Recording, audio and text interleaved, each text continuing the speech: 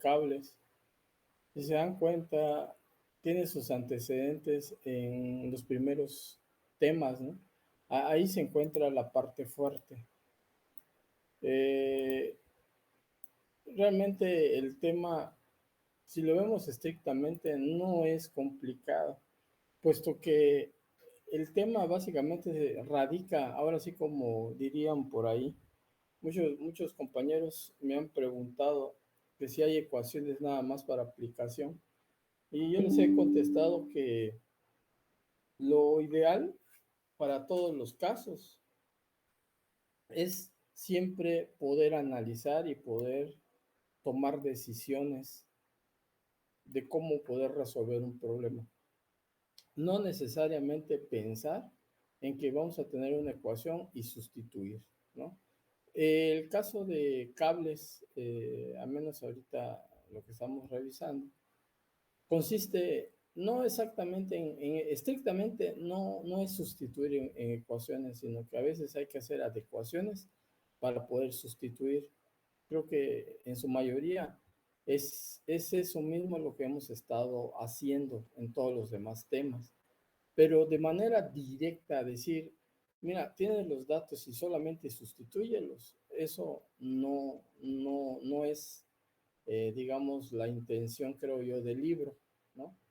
Y tampoco es la intención de este curso, ¿no? De que sea básicamente mecánico el proceder que tenga que usted que realizar para poder, ya no diría yo resolver, sino simplemente obtener un resultado, ¿no? Aquí en el tema de cables con carga distribuida, básicamente lo que tenemos son unas ecuaciones que al final nos va a generar lo que hemos estado manejando últimamente, lo que es un triángulo vectorial. El triángulo vectorial, en dado momento, lo vimos desde el inicio del curso, ¿no? Cuando estábamos resolviendo fuerzas en, en 2D o en 3D, ¿no? Lo importante aquí es que usted pueda entender, ¿de acuerdo? Cómo plantear básicamente lo que hemos conocido como el DSL, ¿no? Ahí no apareció esa cosa. ¿Qué pasó? El DSL, ¿no? Es que ya no me... ¿Qué pasó? ¿Qué pasó? No quiere escribir. Ahí está. El DCL. El DCL, hemos comentado hasta el cansancio va a ser, ¿qué es el diagrama de cuerpo libre? No se puede entender ningún tipo de problema y eso no solamente incluye estática, sino todo, cualquier tipo de problema, ya sea en ingeniería, ya sea en cualquier área, creo yo, mientras todo sea método científico, no se va a poder entender un problema si no se tiene un diagrama de cuerpo libre. Ese diagrama de cuerpo libre no necesariamente es lo que hemos estado viendo, sino podría ser hasta en la cuestión química, hasta podría ser ese dibujito donde podrías tú poner un pequeño circulito y luego poner sus pequeños, digamos, circulitos más pequeños junto a él, lo que estaría indicando quizás una molécula, y eso se podría llamar que es un diagrama de cuerpo libre. Y el diagrama de cuerpo libre nos ayuda, siempre lo he comentado, ahora que he estado dando dinámica y cinemática, les ayuda mucho para poder establecer, pues ahora sí que las etapas, ¿no? Digamos las distintas partes de las cuales van a ustedes que tener que obtener información para poder resolver el problema. Porque fíjate que no es tan sencillo cuando el problema tienes que hacer relaciones, ¿no? Tienes que establecer ecuaciones para poder resolver el problema, ¿no?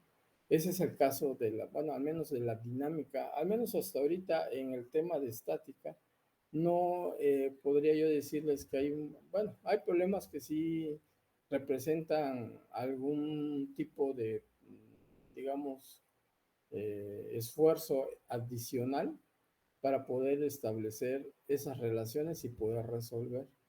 Ahora nos hemos encontrado con sistemas de ecuaciones de 4 o 5 incógnitas que para poderlas resolver tenemos que ir a lo que se llama una solución matricial que en dado momento, acuerden ustedes que nosotros hemos estado manejando a lo largo de esta, principalmente en momentos, hemos estado trabajando con lo que se conoce como determinantes, ¿no? Entonces, el determinante como tal es una herramienta, pero también existen el tema matricial, que son matrices, ¿no? La matriz es lo que nos ahorra, al igual que el determinante, es el estar haciendo tantas relaciones, ¿no? Entre las ecuaciones generadas para poder resolver las incógnitas que ahí se presentan. ¿De acuerdo? Entonces, en dado momento, ahí la matriz, lo que se tiene que hacer es generar una matriz y posteriormente esa matriz tratar de hacerle la inversa a la matriz, ¿no? Entonces, como saben, el hacer ese trabajo, pues a veces dependiendo, ¿no? Qué tantas cosas tenga la matriz, nos va a llevar un poco de trabajo, pero sería básicamente sumar y resta lo que nos podría estar aligerando un poco la chamba, ¿no? En ese sentido. Y al final, mediante temas aritméticos, nos estaría dando la solución a esas variables. Pero todo esto, evidentemente, es un procedimiento, ¿verdad? Yo siempre les he comentado que al menos en todos los temas, salvo los primeros temas, en los cuales básicamente lo que hay que aprender es el concepto, ¿no? Creo que todos tienen concepto, ¿no? Pero principalmente los conceptos válidos son los primeros temas, porque los primeros temas son los que te ayudan a poder plantear tus DSL de manera correcta, ¿no? Y en ese sentido, poder establecer tus ecuaciones, ¿no? Y puedes dar solución. Lo demás es básicamente conceptos y aplicación de matemáticas. En este caso, para el caso de los cables, estaríamos manejando estas ecuaciones que son, en todos los casos, van a ser muy, muy parecidas. Aquí tenemos el cable parabólico. Había comentado el cable parabólico y aquí básicamente se da cuenta, básicamente la misma ecuación que hay en la cables con carga distribuida, a diferencia de que en este caso se plantea una distancia de cable a lo largo ahora pues básicamente del cable, ¿no? No medida en el sentido X, porque se desactiva otra vez esto. Ahí está, ahí está, ahí está. Ay, perdón.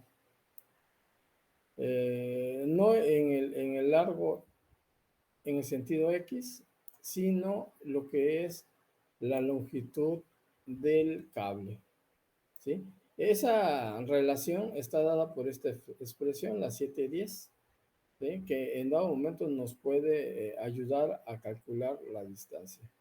¿Sí? En dado momento solamente son conceptos, todo eso es lo que nos presenta la figura 717, básicamente son conceptos nada más. ¿Por qué? Porque podemos utilizarlos en pequeñas porciones y de ahí poder establecer de cuánto es la distancia en el cable, puesto que el cable pues tiene condiciones constantes, es de la misma dimensión y es uniforme a todo lo largo. Entonces, en ese sentido, se aplican estas relaciones. Por último, tenemos el tema de la catenaria. A diferencia de los temas anteriores, que básicamente una de las características de las fuerzas en cables es que estos primeros casos, en el caso de cargas concentradas, cargas distribuidas, cable parabólico, ¿sí?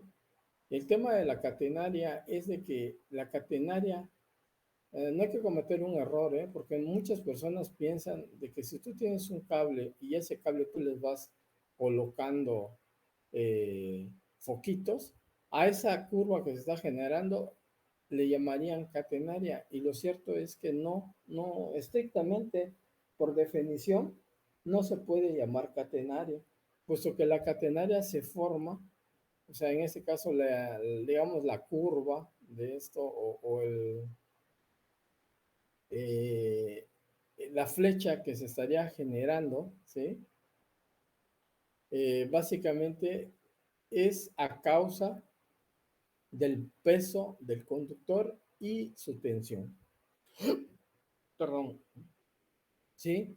Esa es la diferencia. En este caso, en el caso de los parabólicos, por ejemplo, tenemos el peso, ¿sí? Tenemos el peso, pero una de las características que tiene este tipo de cable, en este caso la curva que va a estar generándose, básicamente está generada por un peso, ¿de acuerdo? Por un peso que en dado momento tiene algunas particularidades de carga distribuida, ¿ok? Es decir, puede haber una combinación de ecuaciones para poder resolver ese tipo de problemas. En el caso de la catenaria, no. En el caso de la catenaria es muy claro y en el caso de definición, nos vamos a estar guiando por un parámetro que se llama parámetro de la parábola. Si usted se va a geometría, que sí, para lo que son, no básicamente para lo que son las curvas de segundo grado, sino, digamos, las ecuaciones canónicas de la parábola, de la recta, de la elipse, como tales. Hay un parámetro en el caso de la parábola, perdón, que se llama P. Esa P tiene que ver con la distancia básicamente del vértice hacia lo que es, digamos, una distancia a la cual se considera que ese valor le estaría dando una distancia constante a la parábola, ¿no? De tal manera de que ese parámetro P, en el caso que nosotros estamos ahorita analizando, en el tema de la catenaria, lo vamos a llamar como parámetro C, ¿sí? Que al final esa C es el punto más bajo que va a tener la curva. Y ese parámetro básicamente nos va a servir para poder establecer ciertas dimensiones de, pues en este caso, de características de la parábola, ¿no? Otro de los aspectos que tenemos también es el parámetro S, que tiene que ver con la distancia en dado momento del cable, ¿no? Que se está utilizando para formar la parábola. Repito, la catenaria estaría generándose por el mismo peso del cable. Esto básicamente cuando nosotros tensionamos, por ejemplo, una línea, ¿verdad? A la línea, vamos a ver que aquí tengamos eso se puede eh, perdón si me quedó un poco chueco.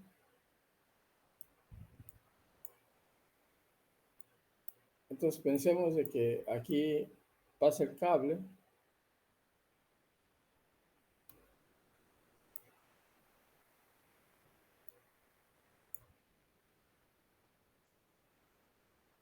y entonces este tipo de cable lo que va a generar, si usted lo mira desde aquí,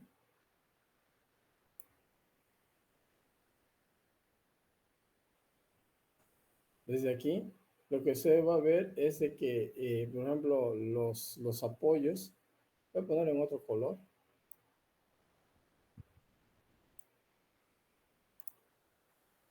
el cable va a partir de aquí estaría haciendo esto, ¿no?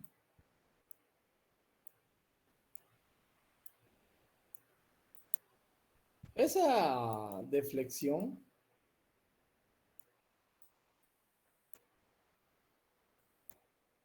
esa deflexión, o sea, esto, O sea, que esta sea la línea horizontal, ¿no? Quizás, y está confundiendo un poco, porque realmente la línea debería ser esta de abajo.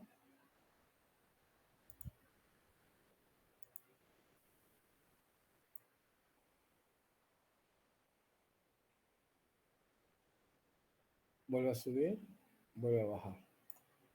Este igual acá, vuelve a bajar, baja,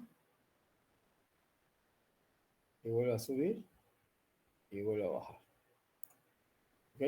Entonces, esta distancia, en dado momento de aquí, de este punto a este punto, se genera una línea, ¿no? Pues esa línea, esa diferencia que hay de alturas, esto es lo que se conoce como flecha, ¿ok? Entonces, eso es lo que nosotros medimos y esa flecha, dependiendo la tensión que se le esté dando al conductor, esa flecha es la que nos indica qué tan tensionado se encuentra ese cable. Bueno, hablando de aspectos técnicos del tensionado de cables, pues en el tensionado de cable entran aspectos como tensión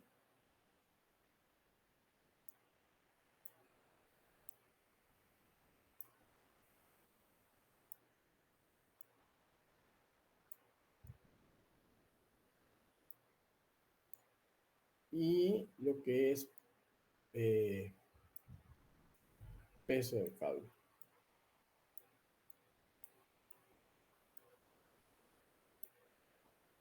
¿Ok? Esos aspectos entran, ¿no? Porque no es lo mismo tener un conductor, por ejemplo, número 2, vamos a ponerlo así, un cable número un 0, a tener un cable 266. ¿Ok? Entonces sí impacta en dado momento el peso, ¿de acuerdo? Y eso, evidentemente, cuando usted agarra y los tensiona a sus capacidades, eso va a generar una flecha, ¿no? Entonces habíamos dicho que esto es una flecha,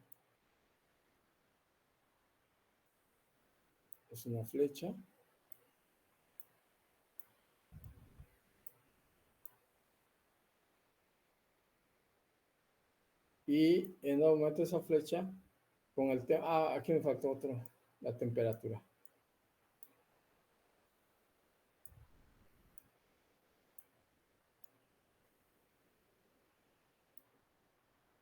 Influye mucho esto, ¿no?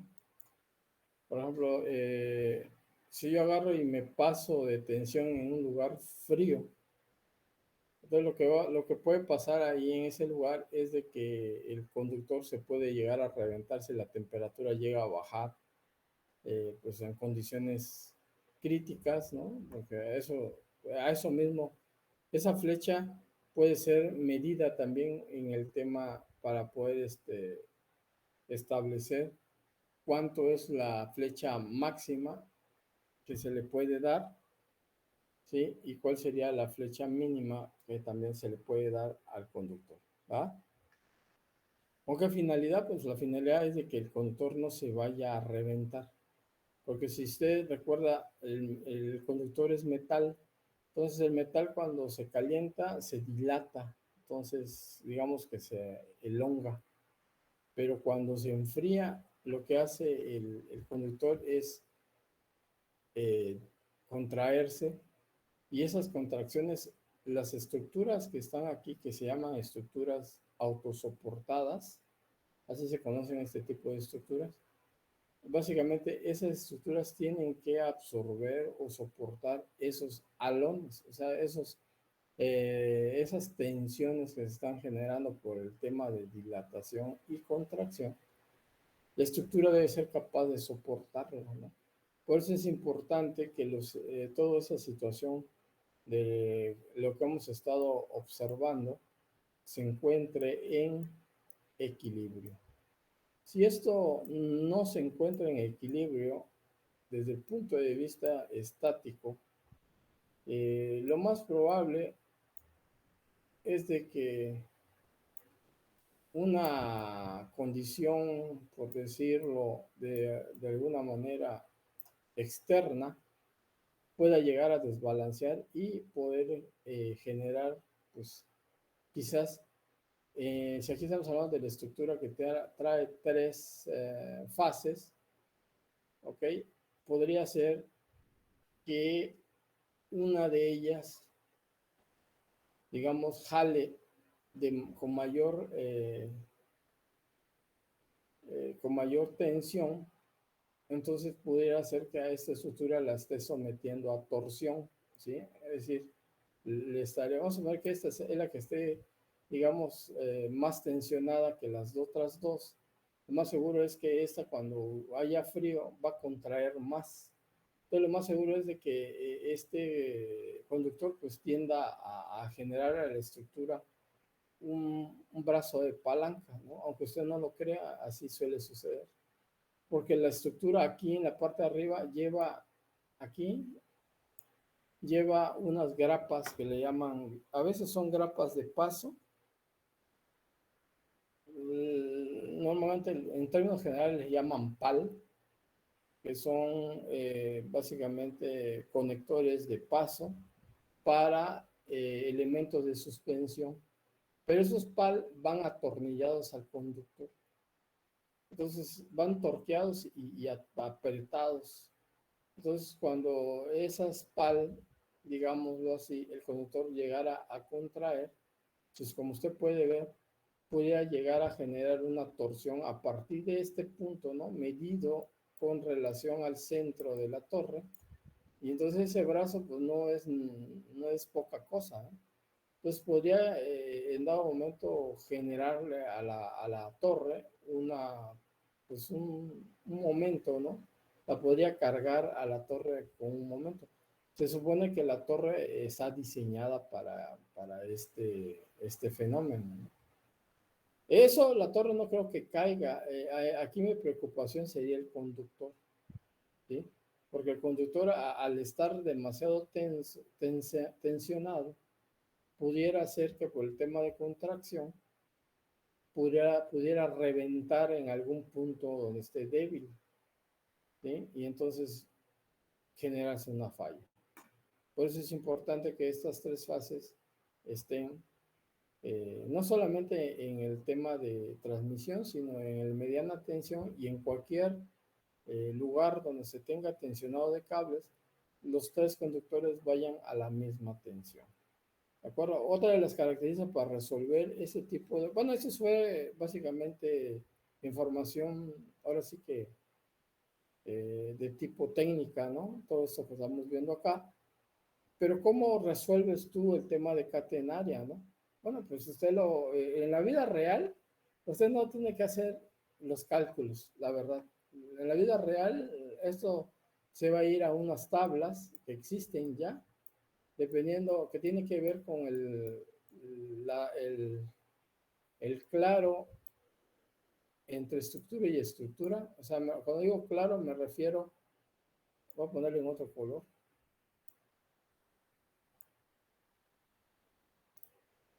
me refiero a la distancia que hay de esta torre a esta torre, ¿sí? En el tema de las torres de transmisión, oscilan en distancias no superiores a 500 metros, ¿no? Porque pues, ya ven que están altísimas, ¿no? Pero el tema es también el conductor, ¿no? Pueden ser menores, ¿no? Dependiendo, porque hay lugares donde pues, la orografía, ¿no? No va a permitir que lo pongas a 500 metros, vas a tener que poner a menos distancia, ¿no? Pero lo que sí se cuida es la distancia del conductor a tierra. Esa es una distancia crítica, ¿sí? Que básicamente hay que estar cuidando. La distancia que va de torre a torre es una condicionante que se va a estar viendo en la tabla, que es la distancia, se conoce como distancia entre estructuras o distancia interpostal. ¿ok? Va a tener que ver también en dado momento el conductor, ¿ok? Va a tener que ver, ya como te dije aquí, la temperatura a la cual el lugar, a qué temperatura está el lugar, para que tú selecciones, dependiendo del conductor, te va a dar información de cuánto va a ser el tensionado. Y con ese tensionado te va a dar una flecha, ¿sí? Y esa flecha es la que tú tienes que verificar, ¿no? En términos generales, cuando se tensiona esto, se utilizan dinamómetros. ¿Para qué? Para que tú puedas leer. Y tienes que corregir, sí. Se tiene que corregir porque no es lo mismo tensionar, por ejemplo, a 40 grados que a tensionar a 27 grados, ¿no? Es totalmente indistinto. ¿Por qué? Porque es diferente. Es, perdón, es importante tener en cuenta las temperaturas de tensionado. Como decía, no es lo mismo tensionar a 15 grados o a 27 grados que tensionar a 35 o a 40 grados. ¿Por qué? Porque hay un tema que se llama elongación o contracción. Entonces, a 40 grados el conductor se calienta o está caliente y está más elongado. Entonces la flecha que te va a dar esa tabla, pues va a ser básicamente un poco menos que la que tú tendrías a 15 grados. ¿Por qué? Porque aquí está, digamos, estirado el cable. Cuando ya enfríe, el cable lo que va a hacer es subir, sube. Entonces, eso explica el por qué cuando, por ejemplo, en el caso de los postes que se utilizan de postería de concreto, cuando no los calzan bien, de pronto ves que el poste ya se acostó. Y eso es derivado de que a esos fenómenos de dilatación y contracción. Entonces están como bien jalando constantemente. No lo ves, porque eso pasa a lo largo del día. No lo ves. Por eso el poste está diseñado siempre a flexión, al igual que estas torres. Esas torres no solamente están diseñadas a flexión, también tienen cierto aguante en el tema de torsiones, ¿no? ¿Por qué? Porque son autosoportadas, perdón. Entonces, regresando al tema del cable, al menos en lo que es la catenaria, vamos a tener en consideración el peso, que ya es un dato que ya le hemos estado platicando. Vamos a tener en cuenta la distancia, que evidentemente es la distancia interpostal, ¿sí? Y vamos a tener en cuenta lo que es la tensión, que también ya le hemos estado platicando. Entonces, esos parámetros los vamos a estar utilizando y vamos a estar empleando de nueva cuenta el triángulo vectorial, ¿sí? Ese triángulo vectorial, los vectores van a formar 90 grados. Ese es otro dato, fíjate. Ese es otro dato que ahorita se los estoy dando para que usted no se esté complicando, porque luego dice, ¿cuánto?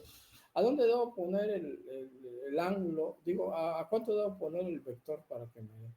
Pues el vector básicamente, como usted lo está viendo, si usted se pone a ver, el peso siempre va a ir hacia abajo. Entonces, su sistema de referencia siempre va a estar conectado así como lo está mostrando aquí, ¿sí?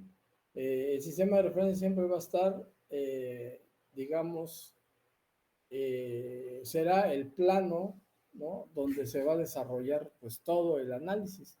Por lo que el eje Y va a corresponder en su mayoría, o mejor dicho, el peso va a corresponder siempre en lo que se va a ser el eje vertical, y pues el eje X va a corresponder a todo lo que tengamos en forma horizontal.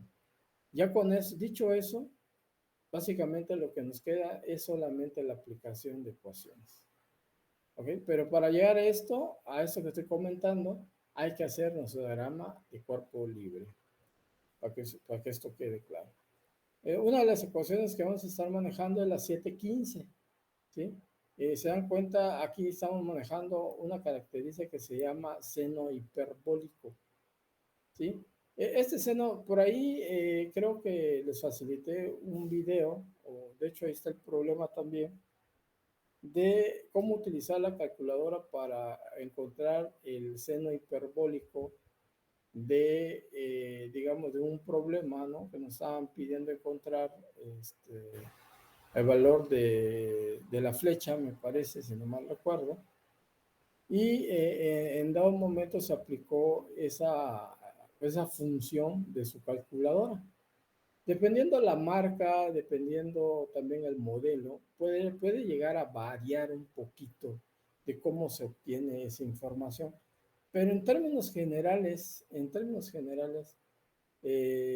casi todos los procedimientos, digo, casi todas las calculadoras tienen la misma manera de hacer el procedimiento. Así que en ese sentido creo que nada más si hubiera algún problema ahí, pues valdría la pena revisar nuestro manualito que cuando compramos la calculadora, nos dan una especie de manual de operación y checar ahí cómo se obtiene este tipo de función, ¿no? Que es el seno hiperbólico. Y con ello nosotros poder resolver el problema. Ahí está, este es el caso de la flecha, ¿no? Y es igual a c coseno hiperbólico de x entre c. Dice aquí, esta es la ecuación de una catenaria con eje vertical, perdón, eje vertical. Aquí tengo yo la ecuación para encontrar la distancia, pero del conductor, o sea, S es la distancia del conductor. Y, si se dan cuenta, Y es esta información, ¿no? Que tiene que ver con la distancia que iría de Y, en este caso. Perdón, algo pasó. Ahí está. Sí está activado, no sé qué pasó, pero algo pasó. Vamos a cambiar aprovechando, ¿no? Vamos a cambiar el color.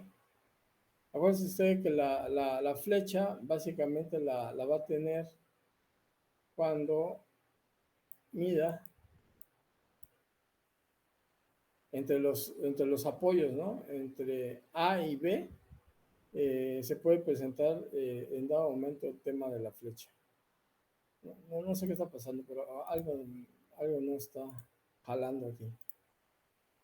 Es que ya no les presenté de manera así como lo hemos estado haciendo porque ha estado fallando mucho el apuntador y luego se corre y como si fuera un problema de que se te riega la tinta, pues así queda, ¿no? Y empieza a manchotear todo. Por eso estoy haciendo desde afuera.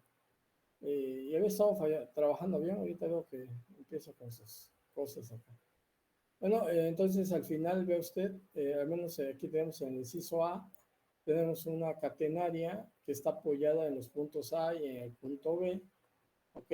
Y tenemos en dado momento un punto característico que se llama punto D, que es un punto sobre el cable, y el punto C siempre se va a presentar que va a ser el punto más bajo de la catenaria, ¿no? Entonces, luego tenemos la distancia de lo que sería el eje de referencia, bueno, en este caso diría yo línea de referencia, que le va a dar el parámetro de la parábola. Entonces, esa línea ¿cómo se llama? De parámetro, esa distancia que hay entre C y O, le vamos a llamar constante de parábola, ¿no? Que ya habíamos platicado de ella. Entonces, derivado del inciso A, se genera su diagrama de cuerpo libre, que es este.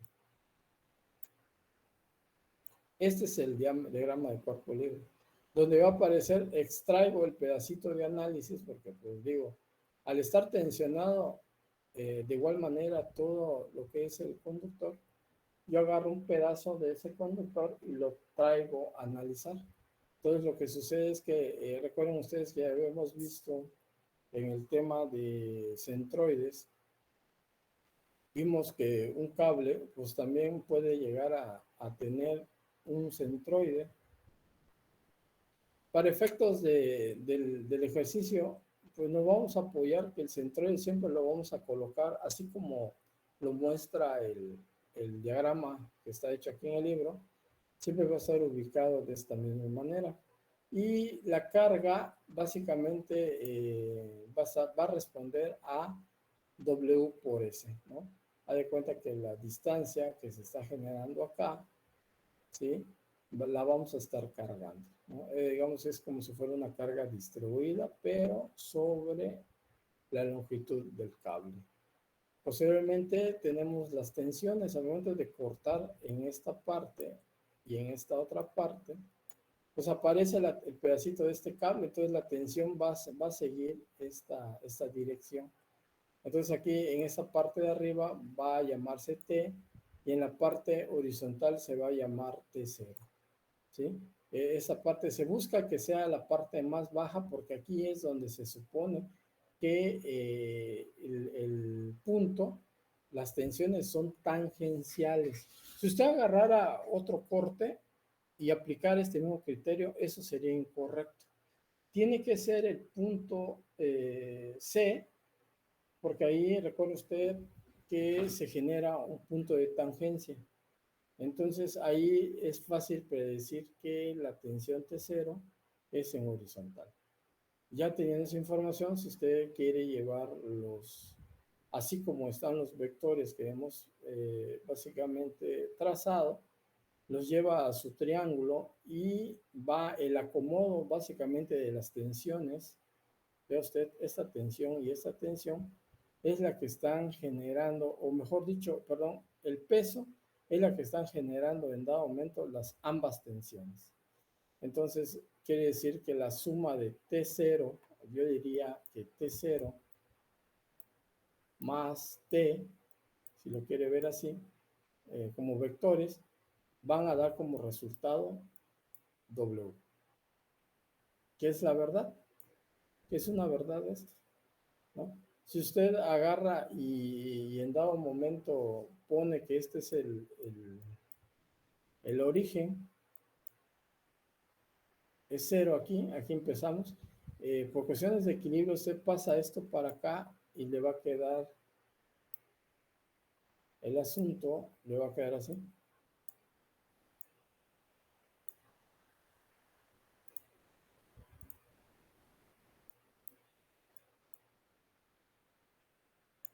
Es igual a cero.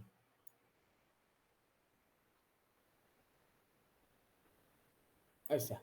Es igual a cero. Ahí está, miren. Si este fue el origen, empezó acá y luego regresó otra vez a cero. Eso significa que la condición que estamos analizando se encuentra en equilibrio. Estas, repito, estas son las ecuaciones más comunes.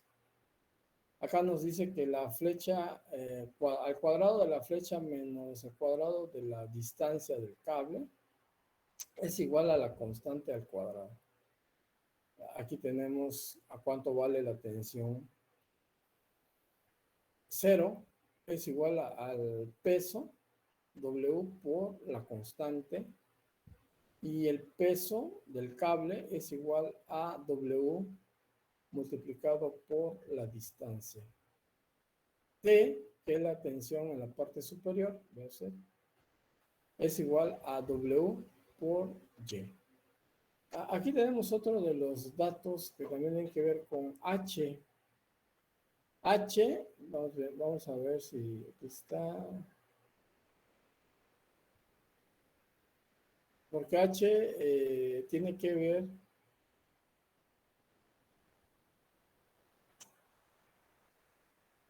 ¿Dónde está H?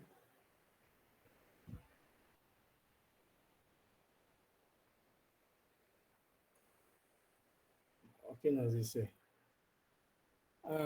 Dice aquí, hasta cuando los apoyos A y B del cable tienen la misma elevación, la distancia L entre los apoyos recibe el nombre de claro del cable, ¿sí? Eso es lo que ya hemos platicado, ¿no? O distancia interpostal, como usted le quiera llamar. Y la distancia vertical H desde los apoyos hasta el punto más bajo se conoce como la flecha del cable. Esas definiciones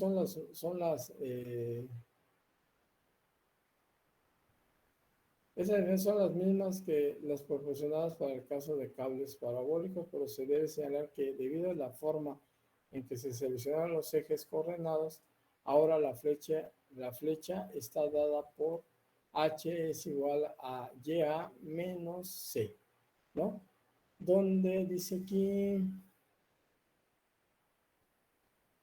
este, también se debe señalar que ciertos problemas sobre catenarias involucran ecuaciones trascendentales, las cuales deben resolverse por medio de aproximaciones sucesivas. Véase problema 710. Sin embargo, cuando el cable está bastante teso, se puede suponer que la carga está uniformemente distribuida a lo largo de la horizontal y la catenaria y puede reemplazarse por una parábola. Eso significa en gran medida la solución del problema y el error que se introduce es pequeño. Cuando los apoyos A y B tienen distintas elevaciones, no se conoce la posición del punto más bajo del cable. Entonces el problema puede resolverse en forma similar a la señalada para cables parabólicos, expresando que el cable debe pasar a través de los apoyos que XB menos XA igual a L y que YB menos YA es igual a D. Este caso que vemos acá, me parece que también por ahí les pasé un problema, creo que está en video ese, de este tipo de problemas, donde se supuso, era un cable, me parece, parabólico, donde se supuso estas condiciones. De hecho, nos pedían a qué distancia, ¿no?, se iba a encontrar el punto más bajo de ese cable. Entonces, a eso se refiere esto, ¿no? Espero hayan revisado ese tipo de problema. Bueno, eso nada más para para revisar lo que nos está diciendo aquí la teoría, ¿no? Dice aquí, tenemos un cable uniforme que pesa 3 libras por pie. Se suspende entre los dos puntos A y B, como se muestra en la figura. Ah, caray, ya van a las 9. Bueno, vamos a leer y vamos a platicar un poco. Y en la siguiente clase, pues revisamos todo esto, ¿no? Para aquella persona que tenga alguna duda, pues ahí sería bueno que pudiera participar, ¿verdad? A ver, ¿cuántas personas somos? A ver, vamos a ver, 2, 4, 6. De hecho, son los mismos. Los demás compañeros, bien, ¿no? Están en vacaciones. Muy bien. Eso lo digo, jóvenes, para que estemos conscientes, ¿verdad? Porque al rato, cuando la cuerda reviente, siempre van a buscar a quién culpar. Entonces, en dado momento, pues estar conscientes de que se siguen dando, pues digamos, directrices, ¿no? Comentarios sobre los diferentes temas. Y me parece que este es el último de los temas, ¿no? Este es el último de los temas que hay en el PUA. Es fuerzas y cables, me parece. Déjeme ver. Ah, por el momento, aquí la vamos a dejar. No checo ese dato. Cuando me está abriendo esto.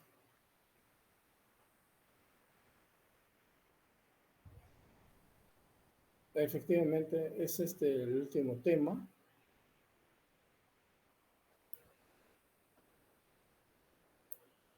Decía yo, ya para revisar hice un cable uniforme que pesa 3 libras.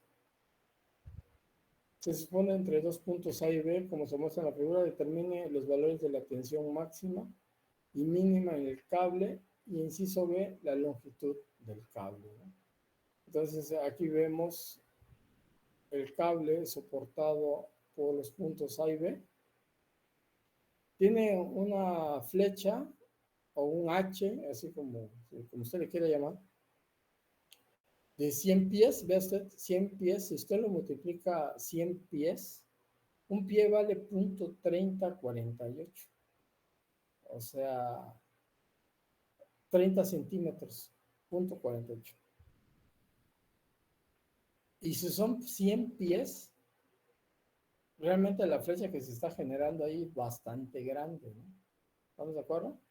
Bastante grande, pero también tiene una distancia entre apoyos de 500 pies, nada para que se dé una pequeña idea de qué distancia es la que se está generando ahí. Son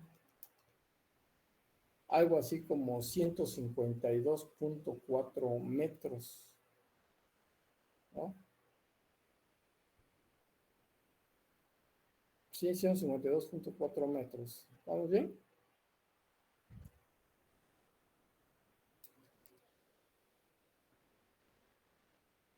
Este, no, estoy mal, ¿no? Estoy mal porque fíjate, creo que nadie me está atendiendo, ¿eh? O sea, yo me tengo que autocorregir porque si no se van a llevar esa información de manera incorrecta. Es como no veo que nadie participe, entonces me quedo así como que chinga, a lo mejor y nadie me está pelando, ¿no? Entonces, sí como que, Maestro, hey, es que tengo examen, bueno, un cuestionario de cálculo a las 9, entonces tengo que entrar. Así que me voy a salir de su clase. sí, sí, adelante. Ok, que Sí, tenga buen día.